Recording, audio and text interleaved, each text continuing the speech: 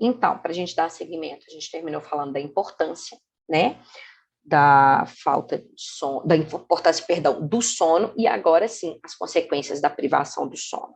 Então, se eu tenho privação de sono, eu vou ter atraso no crescimento, porque o meu hormônio de crescimento, o meu GH, tem 90% de sua secreção durante o período de 11h30 da noite, 2h30 da manhã, igual eu falei na primeira parte da aula. Mas não basta qualquer sono. Ele é liberado apenas no sono profundo. Ou seja, ele precisa de tempo para acontecer. Eu preciso ter tido uma média aí de quase 3 horas da hora que eu dormi para atingir esse estágio de sono, para ter a liberação adequada do hormônio de crescimento.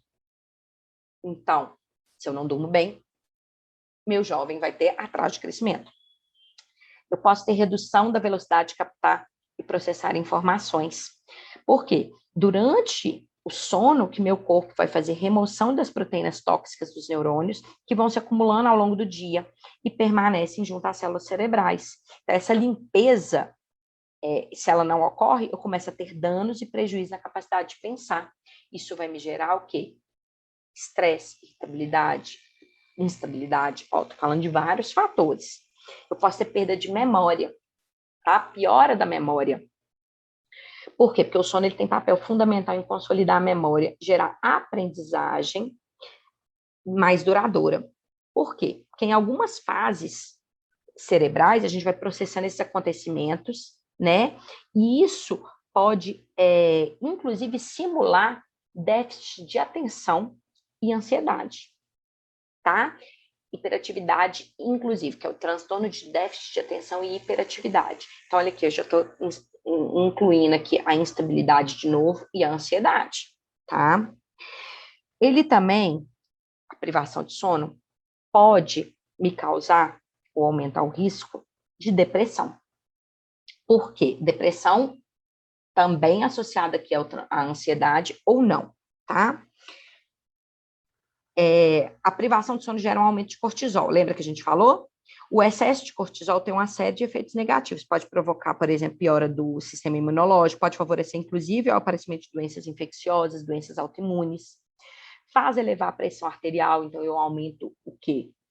Cortisol, hormônio de estresse. Eu começo a ter excesso dele, eu elevo a pressão arterial. Estou correndo risco aqui de hipertensão. Causa aumento do estresse, que a médio e longo prazo vão sobrecarregar o sistema neurológico, desencadeando sintomas de ansiedade e de depressão, tá? Pode causar ansiedade, porque a falta de sono causa aumento da grelina. Vocês lembram lá atrás, quando a gente falou dos hormônios circadianos, o que a grelina faz? Ela estimula o apetite.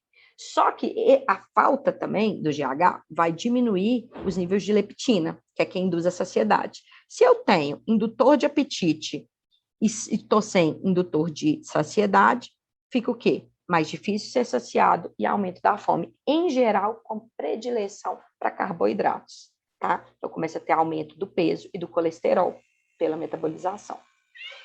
Além disso, eu posso ter transtornos de temperamento e até mesmo maior agressividade. Por quê? Eu começo a ter uma redução da atividade do córtex frontal, que é a área do cérebro que a gente sempre fala que vai processar essas emoções, né?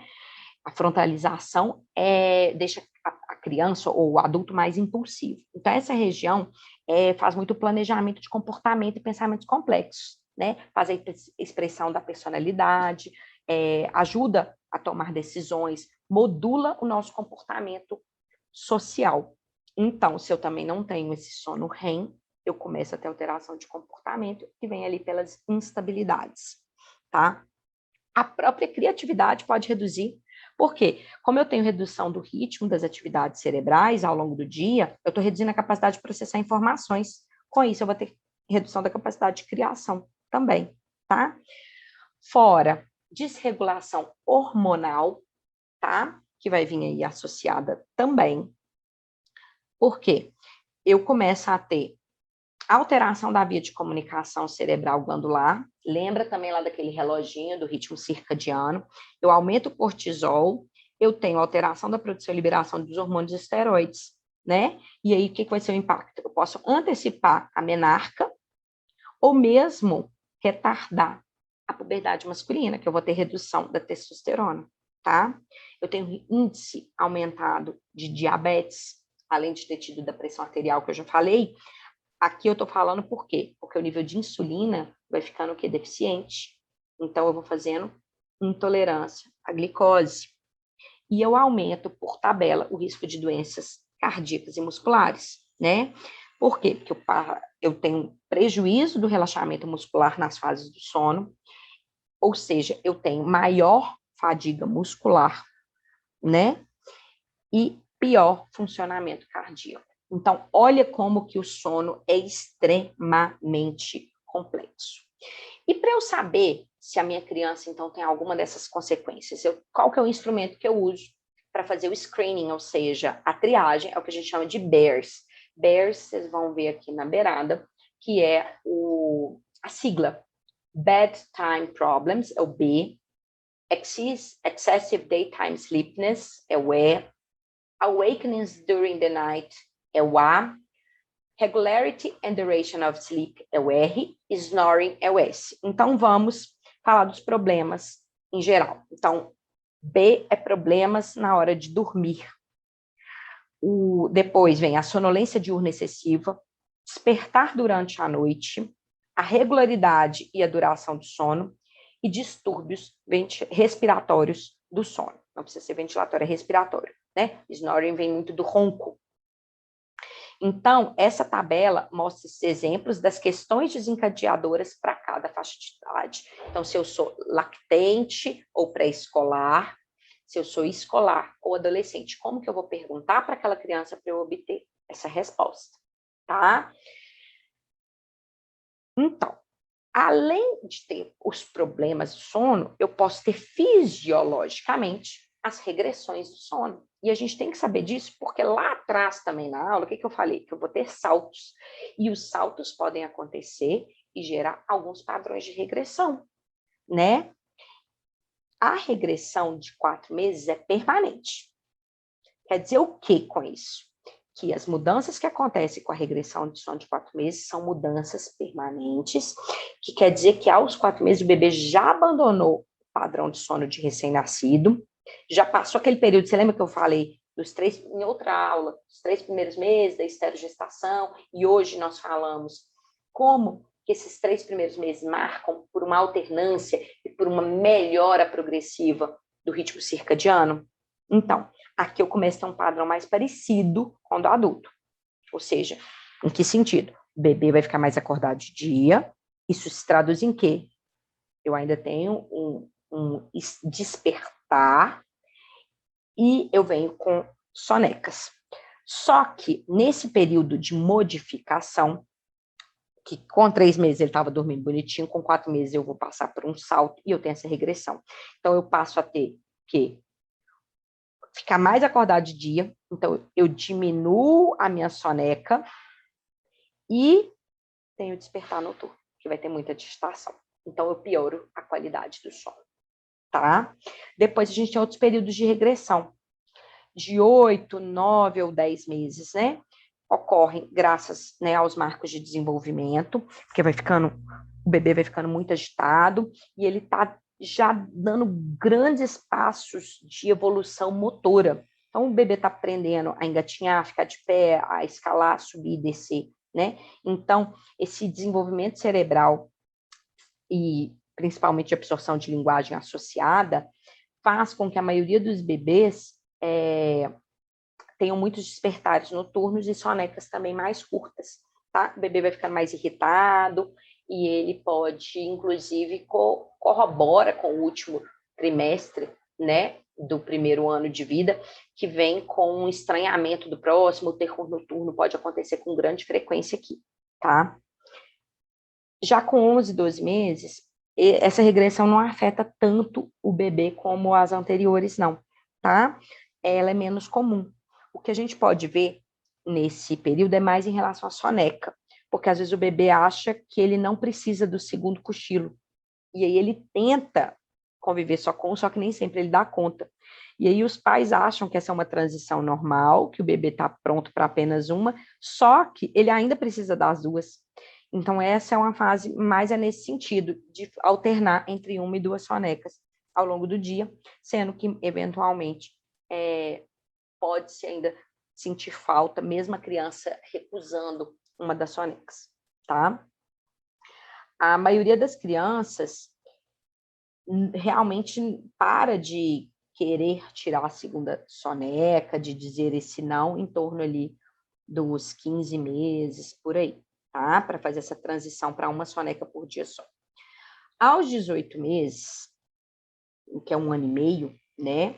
É um momento também de grande mudança, porque aqui a gente tem aquele período de frontalização dos 1000 dias já iniciando, que vão atingir o pico lá com os 2 aninhos, que começa a fase das birras que a gente falou, tá? Então, isso aqui é uma recém-descoberta para a criança, que é o poder de dizer não, né? Então, aqui começa a ter ansiedade de separação, o bebê fica angustiado, né? Quando chega a hora da soneca, porque os pais colocam ele para dormir, saem, né? Ou quando sai do quarto na hora de dormir. A dentição também atinge um marco importante, que já está mais plena aqui. Então, geralmente, nessa época, está nascendo molar, que também associa muito, é muito associado, né, à piora do sono. E aí, por fim, a gente tem a última regressão, que é a dos 2 anos, que é a menos evidente, menos até do que a de 1 aninho, tá? Por quê? Aqui a gente vai ter algumas transições, a gente vai ter o término dos 1000 dias, mas ela é mais suave, tá? O que mais costuma fazer regressão de sono dos 2 anos, e eu até escrevi errado ali que era um S, não doa, é o quê? Se vier um segundo irmão. Quando, como grande parte das famílias sonham com intervalo entre filhos de 2 anos, quando se tem uma gestação aqui ou nascimento de uma criança, essa regressão passa a ser evidente. Se não, ela passa mais leve. O que mais impacta ela é a questão do pesadelo. Porque aí a gente começa a ter o pesadelo bem real, tá? Podendo fazer uma regressão um pouquinho mais evidente nesses casos.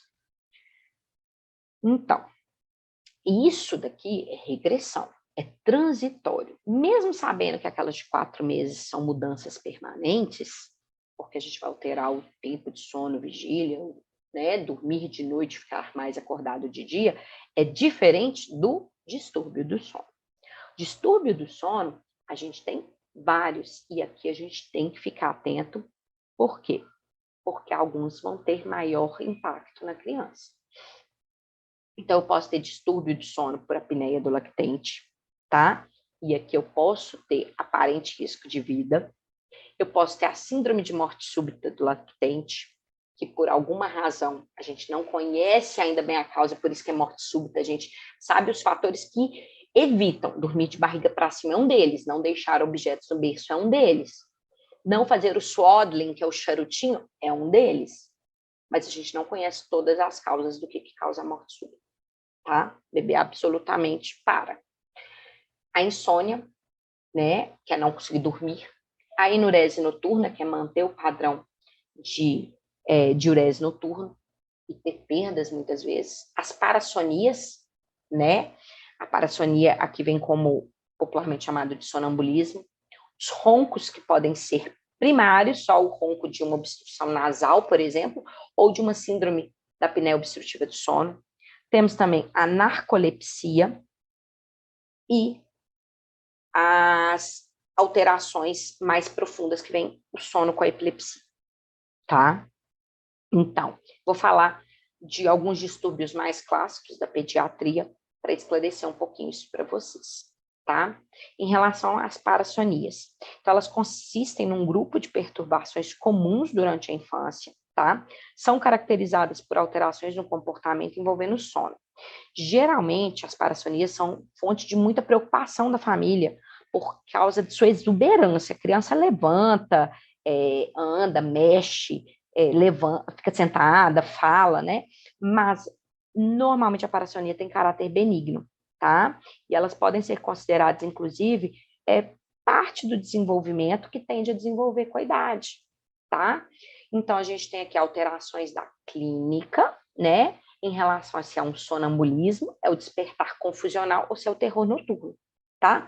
Cada um vai ter uma característica, porque a maioria, quer dizer, ocorre no período do primeiro terço da noite, mas o tempo, a duração e a agitação vêm de formas diferentes, tá?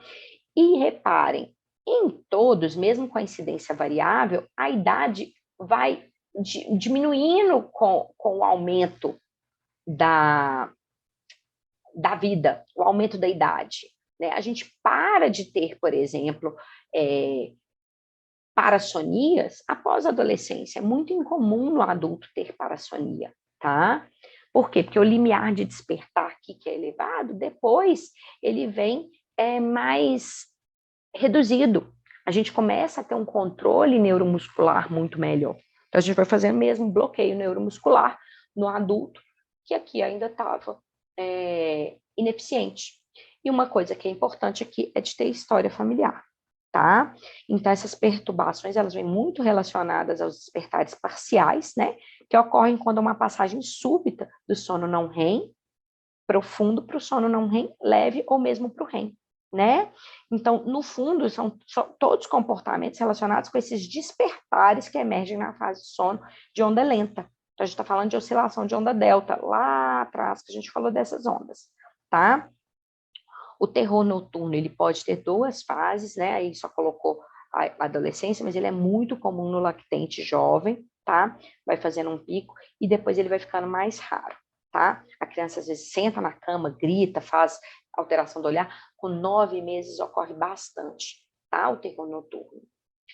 Vamos agora, então, às insônias. A insônia, ela é uma dificuldade de associação que ela pode ser do início ou da manutenção do sono. Cada faixa etária também tem um. O lactente, por exemplo, ele normalmente tem dificuldade de iniciar o sono, principalmente se ele entrar em um espiral de efeito vulcânico, tá? Ele começa a entender que é para ele ficar sempre acordado, acordado, acordado, aquela excitação, e ele não consegue iniciar o sono. Já o pré-escolar, se tiver, por exemplo, uma alimentação mais pesada ou uma noite com muito líquido, ele precisa de acordar várias vezes para urinar, e aqui a gente já tem um controle de esfíncter, eu começo a ter as insônias pelos despertares da micção, né? Então, eu posso ter causas diferentes de insônia para cada faixa etária, né? Já no meu pré-escolar e escolar, às vezes é falta de limite mesmo, deixar a criança ficar no computador, pode ser medo, pesadelo, alguma doença crônica em todas as faixas etárias ali, né, exceto do lactente. O adolescente é muita pressão, distúrbios emocionais, ansiedade, né? Então, tudo isso podem ser causas de insônia. E aí a gente tem que fazer uma abordagem comportamental, que é a que mais funciona para as insônias. Então, a gente pode fazer rotinas positivas, né? Podemos fazer, basicamente, o que a gente está falando é de fazer uma rotina e uma higiene do sono. E aí aqui vai explicar de cada técnica quais são as vantagens e desvantagens. Por exemplo, a checagem mínima, ela deixa, né, o pai fica seguro, que apesar do sono está tudo bem com a criança, mas você não atende. Então, pode ter algumas alterações aqui, porque você faz o que é a checagem mínima? Então, vamos lá, só para eu explicar bonitinho, eu acho que eu me embolei aqui. Você só chega e vê a criança, e ela só te olha, e você não pode pegar nela. Então, você fica bem de que a criança está bem, mesmo com choro. Só que a criança está te olhando chorar e você não pega nela, entendeu? Então, isso pode aumentar ainda mais o choro. E aí, isso daqui é uma coisa meio complicada, eu acho, das técnicas. Por quê? Porque a gente não está atendendo, né, o instinto da criança. É igual o ignorar sistemático com a extinção gradual. Você precisa de ter muita organização e a criança tem que estar muito saudável. Por quê? Se a criança tem alguma demanda e você não tem certeza se aquele choro é de dor ou de qualquer outra coisa, você pode complicar a vida. Né? Você pode ter muita contraindicação aqui. Então, o que a gente sempre indica? De fazer um treinamento de sono de forma gradual, de forma mais responsável para aquela criança, né? as extinções que a gente chama, né, que são as técnicas de treinamento do sono, o objetivo é extinguir qualquer comportamento aprendido que seja indesejável. Como que a gente faz isso? A gente remove os esforços que mantêm aquele comportamento, a gente tira toda a associação positiva. Então, os pais são orientados a ignorar os protestos. Isso que é a técnica de extinção. Tá vendo que está lá em cima, no topo, escrito cry out. Mas, lá embaixo, a gente tem o quê? A cultura de treinamento do sono. E aí a gente pode fazer essa parte de base bem mais leve para evitar de chegar lá em cima. Lá em cima é fechar a porta, deixar a criança chorando, de 7 às 7 é noite e pronto, e prende a criança dentro do quarto. E aí tem as fases. Eu posso ter uma extinção gradativa, eu posso ter extinção com a presença dos pais, seria responsiva, né? Ou a extinção não modificada. Como que é isso? Vamos, então, a cada uma das técnicas, né? A extinção não modificada, a criança é colocada para dormir e o seu comportamento noturno é ignorado até a manhã seguinte. Então, o que ela fizer dentro daquele quarto, chorou, berrou, soluçou, vomitou, não importa, a gente não chega lá, tá? A extinção com a presença dos pais, ela é principalmente usada quando acredita que a dificuldade de sono se deve à ansiedade de separação. Então, ela é semelhante à anterior, porém com a presença de um dos pais no quarto durante parte da noite ou toda a noite. E aí, essa técnica, a gente faz um afastamento gradativo até a saída completa do quarto. Então, a presença de um dos pais pode até ser tranquilizador para a criança, mas essa técnica costuma levar muito tempo, para surgir efeito em relação à anterior, porque na extinção não modificada, a criança chora, se debate, mas após umas 3 noites, ela entende que ela está abandonada ali mesmo, então ela vai ter que dormir. A palavra é essa, tá, gente? A sensação é de abandono. Já na extinção gradativa, você vai aumentando gradativamente o tempo de resposta, tá? Então, por exemplo, a primeira vez, você espera 5 minutos para atender a criança. A segunda vez, no segundo dia que a criança chorar, você tem que confortar por pouco tempo, em torno de 15 segundos a 1 minuto, com pouca interação, e vou devolvê-la na calma. Na segunda noite, você já deixa a criança chorando, caso ela chore por uns 10 minutos.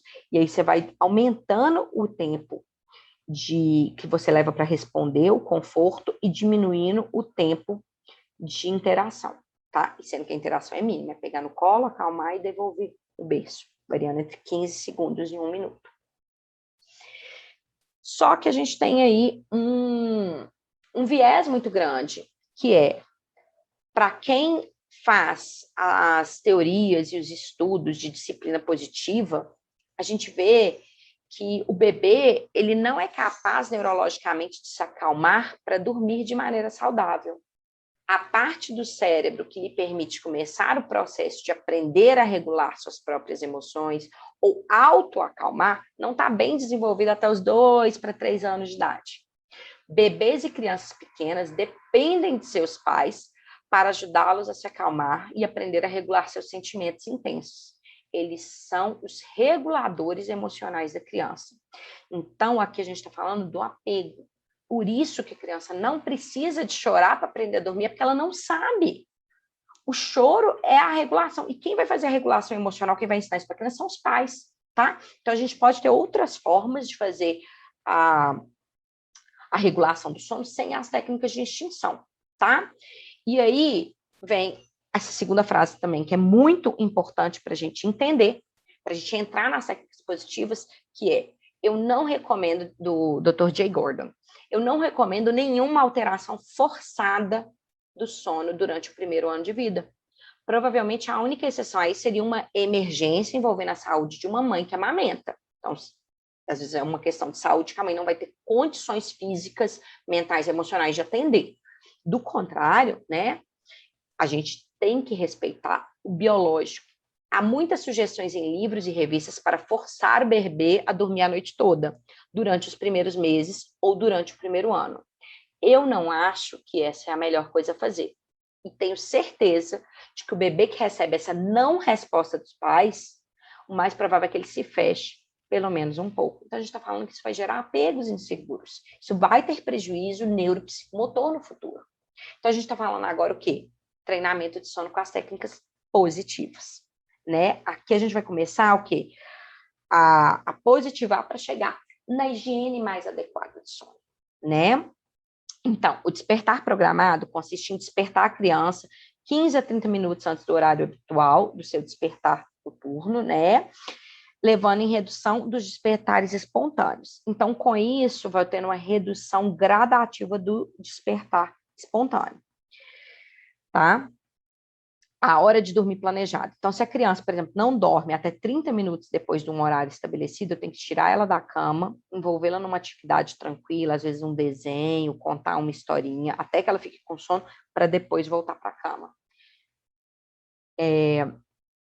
A restrição de sono envolve em atrasar, né, o período de deitar, até que ela esteja quase dormindo mesmo. Então, assim, eu quero garantir que depois que a criança deite, ela durma rapidamente, tá?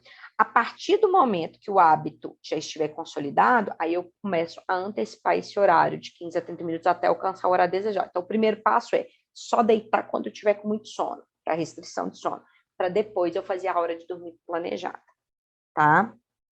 Aí tem as técnicas de relaxamento, que são estratégias com massagem, meditação, respiração diafragmática, que podem ajudar a criança a iniciar o sono. Vem em seguida a reestruturação cognitiva, né? Que vai o quê? Identificar os pensamentos inadequados relacionados à hora de dormir. Por exemplo, as crianças falam, não consigo dormir. E aí, o que você faz? Você desafia, às vezes, essa criança, do tipo, ontem você conseguiu. Ou mesmo substituir por coisas mais reais. Eu posso até demorar para dormir, mas eu sempre consigo dormir. Então, às vezes, falando isso com a criança, você vai fazendo uma reestruturação cognitiva, porque se ela fica assim, eu não consigo, eu não consigo, eu não consigo, ela vai acreditar nisso e vai ter maior dificuldade. Fala assim, calma, né? O tempo de resposta a essas medidas pode variar. Mas a gente fala com a criança sempre assim, ok, então vamos deitar aqui, e uma hora, a hora que o sono vier, tá bom, porque ontem você já conseguiu, não precisa estressar com isso, não precisa focar nisso. E você pode até demorar, mas você vai conseguir, né? Então, a chave dos bons resultados é a persistência e a consistência na aplicação de qualquer uma dessas intervenções, tá? Lembrando que o comportamento positivo da criança deve ser reforçado pelos pais. Então, a gente também tem que orientá-los a parabenizar no dia seguinte, que seja fazer, às vezes, um cartazinho, desenhar, assinalar, às vezes, por exemplo, um quadrinho com as noites bem dormidas, as noites de bom comportamento, tá? Então, a higiene do sono é utilizada em todas as faixas de idade, tá? E ela vai ajudar a organizar os horários e esses rituais do sono. Para ter higiene do sono, eu posso ter disciplinas, né, e técnicas positivas, ou que a gente considera pela opções modernas, seriam as técnicas negativas, tá? Então, aqui eu tenho que certificar de que a criança dorme o número de horas adequada para cada idade, que o horário seja regular, que tenha uma rotina de sono. Eu tenho que encorajar a criança a adormecer de forma independente e evitar luzes ou estímulos intensos à noite. Aqui é muito importante a gente falar que higiene e rotina são de extrema importância, né? Mas eles não podem ser um gesso, tá? Então, quando eu estou falando, por exemplo, no item 2, que eu tenho que manter um horário regular para deitar e acordar, mesmo aos finais de semana, isso é uma média. Não quer dizer que eu nunca possa dormir 15 minutos antes ou depois e que tem que ser um reloginho que desperta para deitar e desperta para acordar, tá? Isso é higiene do sono, é ter essa maleabilidade, tá? Além disso, é importante que a gente mantenha os equipamentos eletrônicos pelo menos 1h30, 2 horas antes de dormir desligados. E aí a gente lembra de um viés. Quantos de vocês têm associação com tela? Vou ver um filme para dormir. Tela é estímulo, tá? Então piora a qualidade do sono. E os pixels para as crianças a gente tem que lembrar que não são legais, tá? Então, horário diário regular, até mesmo das refeições, a gente está falando aqui da parte do dia, né? Respeitar a criança que precisa de soneca, de acordo com cada faixa etária, respeitar e manter. incentivar a prática de atividade física em todas as idades, gente. Toda idade tem alguma atividade física. O bebê pequenininho vai ser rolar, o outro vai ser engatinhar, o outro vai ser jogar bola. A gente tem que respeitar isso. Tirar também, né, bebida de cafeína. A gente tem um teor, uma tolerância de cafeína muito baixa na criança, sendo que a gente consome muito hoje em dia sem nem perceber, e não é só o café, Coca-Cola, chocolate, chás, tá? Então a gente tem que lembrar disso também. E às vezes criar uma rotina de relaxamento com uma história, um banho, ou uma música, alguma coisa que promove esse relaxamento e fortalece, inclusive, os laços familiares. Tem vários estudos, tá? Então, aqui eu não vou falar de cada um, mas só para vocês verem que aqui são estudos que foram revisados, os autores de cada estudo, né? A faixa etária que foi realizada a intervenção com o número de participantes, o objetivo principal, que era o que cada estudo estava visando em relação à intervenção de sono e qual foi o tipo de intervenção com os resultados. Então, a gente vê aqui que as rotinas positivas têm melhores resultados do que as rotinas de extinção, tá? Então, é só para vocês verem com cuidado no slide esses resultados, que é bem legal esse estudo. E aí, existe o que a gente brinca que é a medicina Tilelê, que tem crescido muito, né? Tilelê é um nome carinhoso que a gente dá, que é para usar os óleos essenciais. Então, existem várias formas de usar. A gente pode fazer massagem no pezinho do lactente, massagem no pezinho da criança, barriguinha também ajuda bastante com óleo essencial. Passar, às vezes, um pouquinho só na idade que já usa travesseiro, colocar um pouquinho distante no travesseiro ou com difusores. Algumas observações aqui, independente dessas receitinhas que vocês podem olhar com calma. Para o recém-nascido, só podemos usar o óleo essencial de lavanda. A partir dos 4 meses, a gente já pode usar lavanda, camomila romana, bergamota, tá? Que é a tangerina, e o ylang-ylang. Quanto mais novo o bebê, maior deve ser a diluição do óleo essencial com o óleo carreador. Normalmente a gente vai usar o óleo vegetal, né? Então, do recém-nascido para os 6 meses, a gente vai colocar uma gota em 30 ml de óleo. A partir disso, né, dos 6 até os 2 meses, eu já posso estar usando entre 1 e 2 gotas. E a partir do primeiro ano de vida, que a gente vai usar a dose do adulto, que é de 1 a 5 gotas em 30 ml de óleo essencial, tá? Óleo carreador, perdão.